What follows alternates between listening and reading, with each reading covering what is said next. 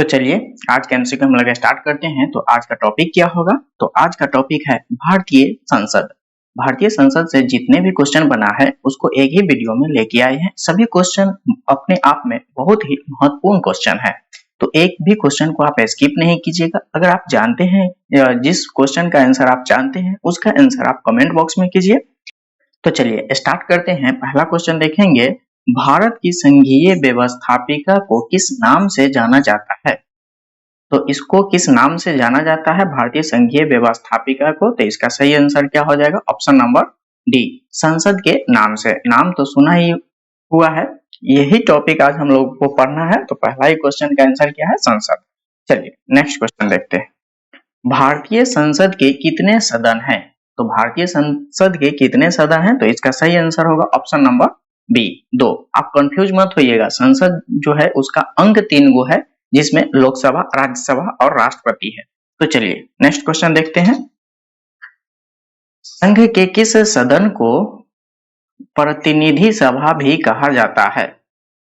तो प्रतिनिधि सभा जो है वह किसे कहा जाता है? तो इसका सही आंसर होगा ऑप्शन नंबर ए, लोकसभा को।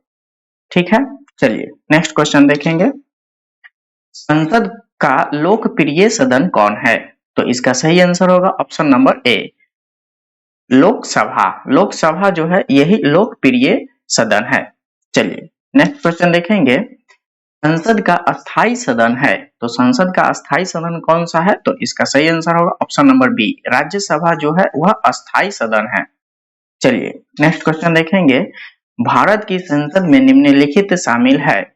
भारत के संसद में क्या शामिल है? तो इसमें देखिए क्या है शामिल। तो इसका सही आंसर क्या हो जाएगा? ऑप्शन नंबर डी, राष्ट्रपति, राज्यसभा और लोकसभा तीनों से मिलकर भारत की संसद बना है। चलिए नेक्स्ट क्वेश्चन देखेंगे। निम्नलिखित में से कौन सा एक प्रावधान भारतीय संविधान के अंतर्गत संसद के सदस्यों के विशेषाधिकारों का उन्मुक्तियों को निर्धारित करता है? तो इसका सही आंसर क्या हो जाएगा? ऑप्शन नंबर बी, अनुच्छेद नंबर 105। चलिए नेक्स्ट क्वेश्चन देखेंगे। निम्नलिखित में से कौन संसद का अन्य भाग नहीं है? तो इसका सही आंसर क्या हो जाएगा? ऑप्शन नंबर बी, उपराष्ट्रपति। जैसे कि आप जानते हैं संसद का भाग कौन कौन सा है, तो राष्ट्रपति है, राष्ट्रपति, लोकसभा और राज्यसभा, यह तीनों जो है वह संसद का भाग है। चलिए नेक्स्ट क्वेश्चन देखेंगे। भारत के संविधान में कहा गया है कि भारत की संसद के 3 अंग होते हैं।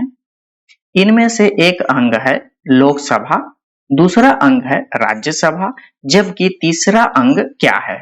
यही पूछा जा रहा है। तो इसका सही आंसर क्या हो जाएगा? ऑप्शन नंबर ए, राष्ट्रपति। जैसे कि हम लोग पीछे भी क्वेश्चन में पढ़ रखे हैं, कौन सा होगा? संसद का जो भाग है वह लोकसभा, राज्यसभा और राष्ट्रपति है। चलिए नेक्स्ट क्वेश्चन देखेंगे। भारतीय संसद के कितने अंग है? तो भारतीय संसद के कितने अंग है तो कितना हो जाएगा? तो इसका सही आंसर होगा ऑप्शन नंबर बी, 3 हो जाएगा। कौन सा होगा? राज्यसभा, लोकसभा और राष्ट्रपति। चलिए नेक्स्ट क्वेश्चन देखेंगे। भारतीय संविधान के किस अनुच्छेद में कहा गया है कि संघ के लिए एक संसद होगी जो राष्ट्रपति या 2 सदनों से मिलकर बनेगी? तो इसका सही आंसर क्या हो जाएगा? ऑप्शन नंबर बी, अनुच्छेद 79। चलिए नेक्स्ट क्वेश्चन देखेंगे। निम्नलिखित कथनों में कौन असत्य है? तो इसमें पूछा क्या जा रहा है, जो असत्य कौन है? लोकसभा को संसद का प्रथम सदन कहा जाता है, बिल्कुल कहा जाता है। राज्यसभा को संसद का द्वितीय सदन कहा जाता है, बिल्कुल कहा जाता है। राज्यसभा अस्थाई सदन है, नहीं, यह देखिए अ जो है यही एक्स्ट्रा लगा हुआ है, यह अस्थाई सदन है। ठीक है, तो इसका सही आंसर क्या हो जाएगा? Option number C. Next question, next देखते हैं अगला क्या है। लोकसभा संसद का लोकप्रिय सदन है, बिल्कुल लोकप्रिय सदन कौन सा है? लोकसभा। चलिए नेक्स्ट क्वेश्चन देखेंगे। निम्नलिखित कथनों में से कौन सही है? इसमें पूछा जा रहा है कौन सा सही है। लोकसभा भारतीय जनता का प्रतिनिधित्व सभा है, बिल्कुल प्रतिनिधि सभा है लोकसभा जनता का। उसके बाद राज्यसभा जो है वह संसद का उच्च सदन है, बिल्कुल उच्च सदन है। नेक्स्ट, राज्यसभा राज्यों का प्रतिनिधित्व करता है, बिल्कुल। राज्यसभा जो है वह राज्यों का प्रतिनिधित्व करता है। तो इसका सही आंसर क्या हो जाएगा? ऑप्शन नंबर डी, उपयुक्त में से सभी। सभी के सभी ऑप्शन सही है। चलिए नेक्स्ट क्वेश्चन देखेंगे। संसद का निम्न सदन एवं उच्च सदन क्रमशः है। तो सबसे पहले क्वेश्चन में देखिएगा क्या पूछा जा रहा है? निम्न सदन, उसके बाद पूछा जा रहा है उच्च सदन। तो निम्न सदन होता है लोकसभा और उच्च सदन होगा राज्यसभा। तो इसका सही आंसर होगा ऑप्शन नंबर बी, लोकसभा एवं राज्यसभा। चलिए नेक्स्ट क्वेश्चन देखेंगे। संसद को भंग करने के लिए कौन सक्षम है? तो संसद जो है इसको भंग कौन कर सकता है? तो इसका सही आंसर होगा ऑप्शन नंबर ए, राष्ट्रपति इसे भंग कर सकते हैं। चलिए नेक्स्ट क्वेश्चन देखेंगे। भारतीय संसद की संप्रभुता प्रतिबंधित है। तो इसका सही आंसर क्या हो जाएगा? ऑप्शन नंबर बी, किसके समक्ष होता है? तो न्यायिक समीक्षा से होता है। न्यायिक समीक्षा से भारतीय संसद की संप्रभुता प्रतिबंधित है। चलिए नेक्स्ट क्वेश्चन देखेंगे। संसद के कितने सत्र होते हैं? संसद के कितने सत्र होते हैं? तो बजट सत्र, बिल्कुल यह भी होता है। मानसून सत्र, यह भी होता है। शीतकालीन सत्र, यह भी होता है। तो इसका सही आंसर क्या हो जाएगा? ऑप्शन नंबर डी, उपयुक्त में से सभी। चलिए नेक्स्ट क्वेश्चन देखेंगे। संसद के दो क्षेत्रों के बीच अधिकतम कितना अंतराल दिया जा सकता है? संसद के दो सत्रों के बीच जो है वह कितना टाइम ड्यूरेशन का अंतर होगा? तो इसका सही आंसर क्या हो जाएगा? ऑप्शन नंबर सी, 6 महीने का अंतर होगा। चलिए नेक्स्ट क्वेश्चन देखेंगे। भारतीय संसद के दोनों सदनों की संयुक्त बैठक किस संबंध में होता है? भारतीय संसद के दोनों सदन यानी लोकसभा और राज्यसभा की संयुक्त बैठक जो है वह किस स्थिति में बुलाया जा सकता है?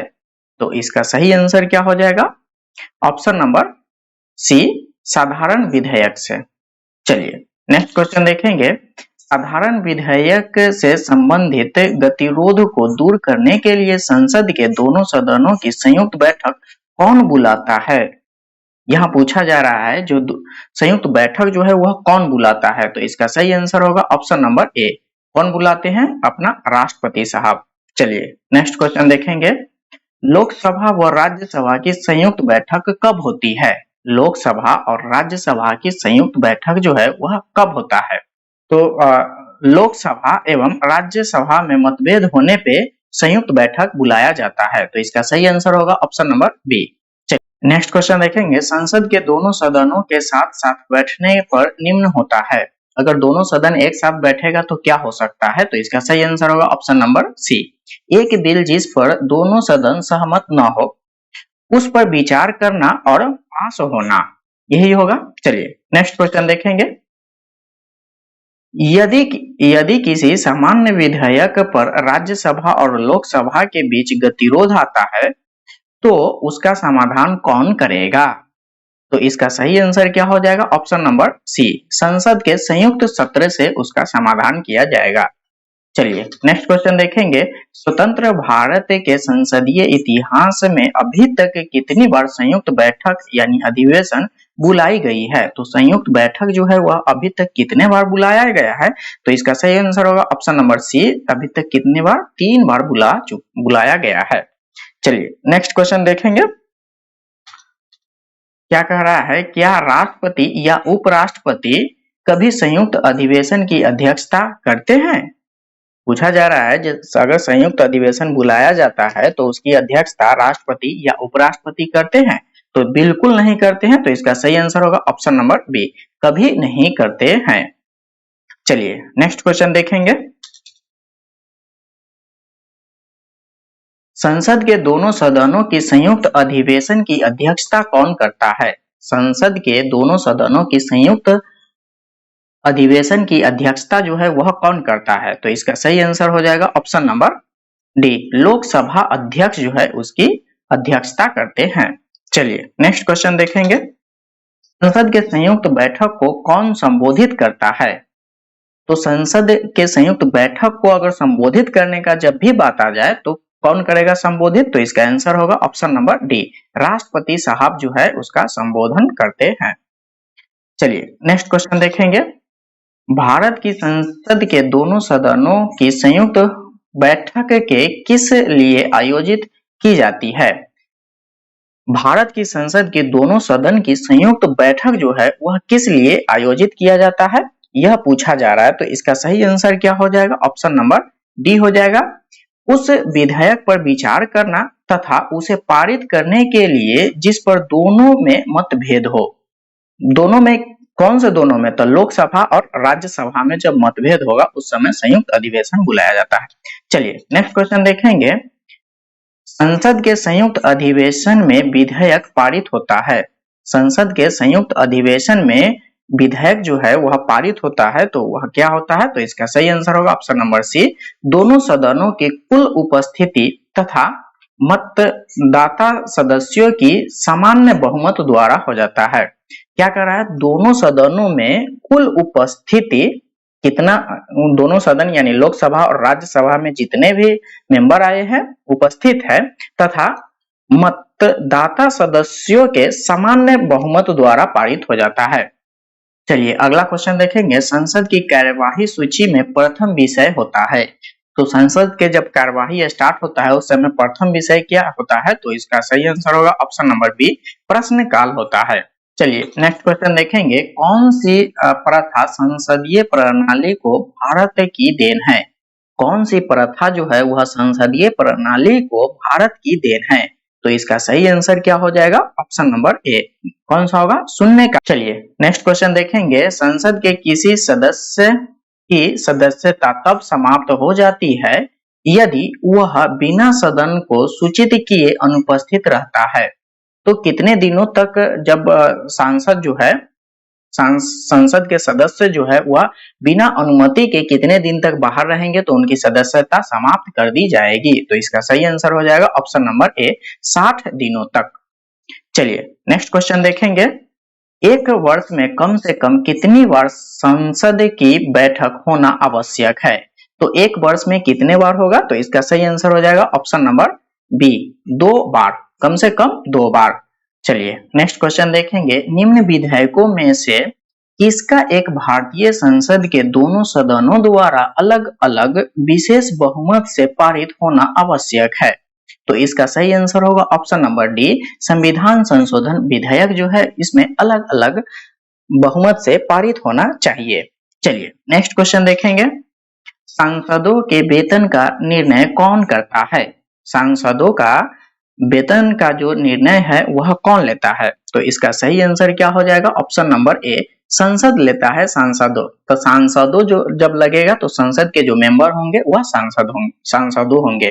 चलिए नेक्स्ट क्वेश्चन देखेंगे। संसद के कुल सदस्यों का कितना भाग संवैधानिक चैम्बर की मीटिंग बुलाने के लिए आवश्यक गणपूर्ति को ही कोरम बोला जाता है, तो वह कितना होता है? तो इसका सही आंसर होगा ऑप्शन नंबर ए, 1/10 होता है या 1/10। चलिए नेक्स्ट क्वेश्चन देखेंगे। संसदीय प्रणाली वाली सरकार को अन्य किस नाम से जाना जाता है?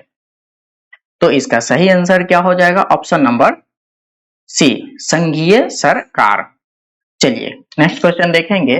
भारत की संसद के बारे में निम्नलिखित में से क्या सही नहीं है?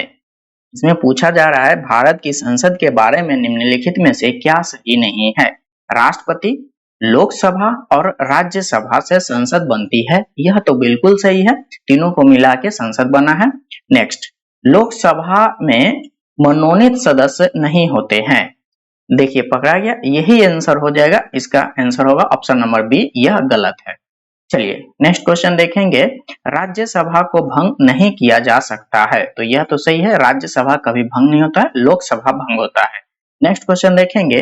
राज्यसभा के कुछ सदस्य राष्ट्रपति द्वारा नाम निर्देशित होते हैं, तो यह भी सही है।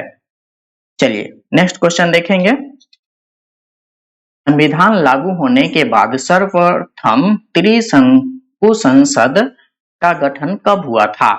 तो इसका सही आंसर हो जाएगा ऑप्शन नंबर बी, 1989 में किया गया था त्रिशंकु संसद का स्थापना। चलिए नेक्स्ट क्वेश्चन देखेंगे। अस्थायी संसद भारत में कब तक अस्तित्व में रहा?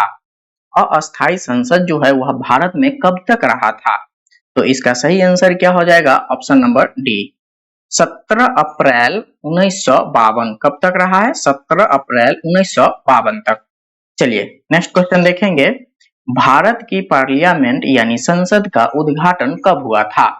भारत की पार्लियामेंट यानी संसद की जो उद्घाटन है वह कब हुआ था? तो इसका सही आंसर क्या हो जाएगा? ऑप्शन नंबर बी, 1927 में उद्घाटन किया गया था संसद का। चलिए नेक्स्ट क्वेश्चन देखेंगे, संसद के दोनों सदनों का 17वां शान कौन करता है? संसद के दोनों सदनों का 17वां शान जो है वह कौन करता है? तो इसका सही आंसर होगा ऑप्शन नंबर बी, राष्ट्रपति के द्वारा किया जाता है।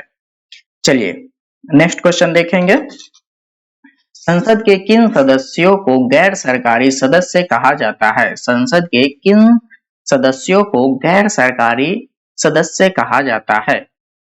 तो इसका सही आंसर क्या हो जाएगा? ऑप्शन नंबर बी, मंत्रियों के अलावा अन्य प्रत्येक सांसद को। नेक्स्ट क्वेश्चन देखेंगे, भारत सरकार के निर्णयानुसार संसद के एक सदस्य अपने क्षेत्र के विकासात्मक कार्यों में हेतु कितने राशि खर्च कर सकता है? तो मैक्सिमम कितना खर्च कर सकता है? तो इसका सही आंसर होगा ऑप्शन नंबर डी, 5 करोड़ रुपए। नेक्स्ट क्वेश्चन देखेंगे, किसी सांसद के सदस्य की अयोग्यता के संदर्भ में निर्णय कौन करता है? तो इसका सही आंसर क्या हो जाएगा? ऑप्शन नंबर सी, राष्ट्रपति के द्वारा पता किया जाता है कि किसी सांसद की योग्यता का तय जो है वह कौन करता है? तो राष्ट्रपति करते हैं। चलिए नेक्स्ट क्वेश्चन देखेंगे, भारत की संचित निधि से धन निर्गम पर किसका नियंत्रण है? भारत के संचित निधि से अगर धन निकालना होगा तो उस पे किसका नियंत्रण होगा? तो इसका सही आंसर क्या हो जाएगा? ऑप्शन नंबर डी, संसद का नियंत्रण होता है संचित निधि पे।